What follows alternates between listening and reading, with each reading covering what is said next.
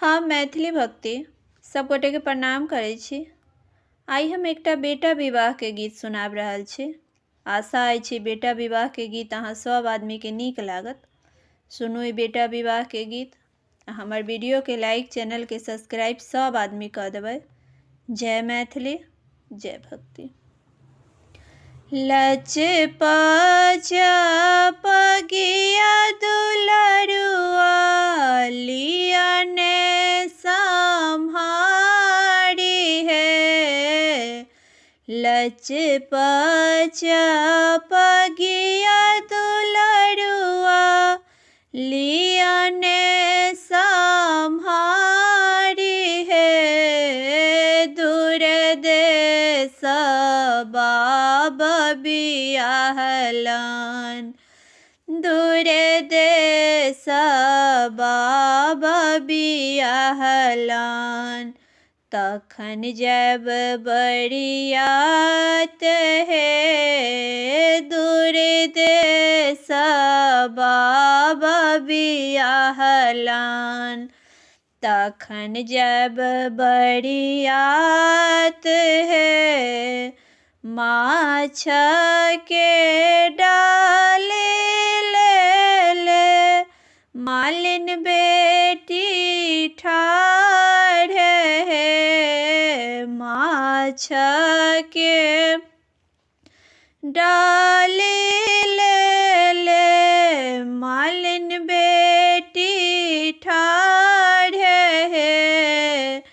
माछ दर्शन करियो दुलरुआ, माछ दर्शन करियो दुलरुआ।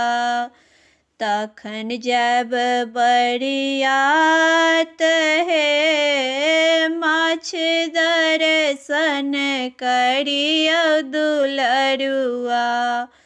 तखन जब बरियात है, लच पगिया दुलरुआ लिया ने संहारी है। दूर देश बाबा बियाहलन। तखन जब बरियात है, दूर देश बाबा बियाहलन।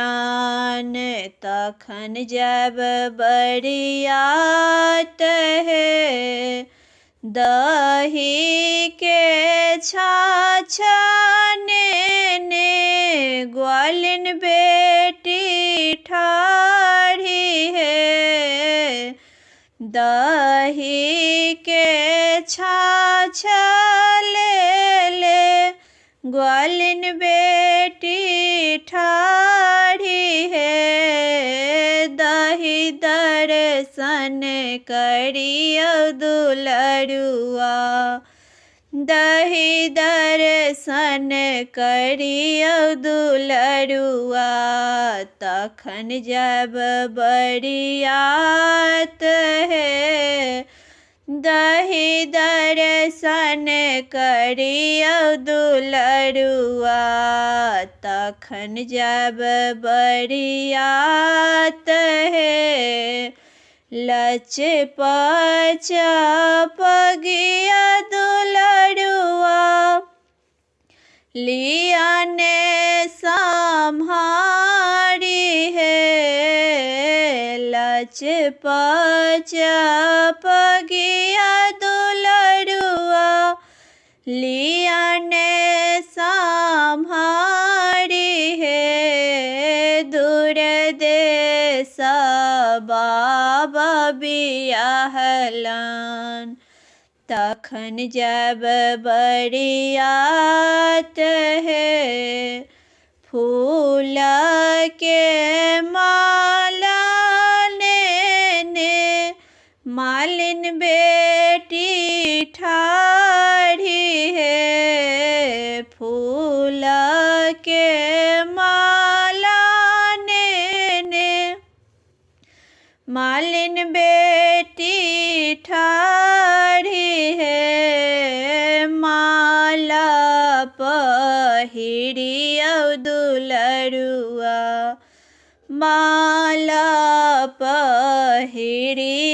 दुलरुआ तखन जब बरियात हे माला पहिरियो दुलरुआ तखन जब बरियात हे लचपच पगिया दुलरुआ लियाने सम्हारी हे दूर देश बाबा बियाहलन तखन जब बरियात हे दूर देश बाबा बियाहलन तखन जब बरियात है।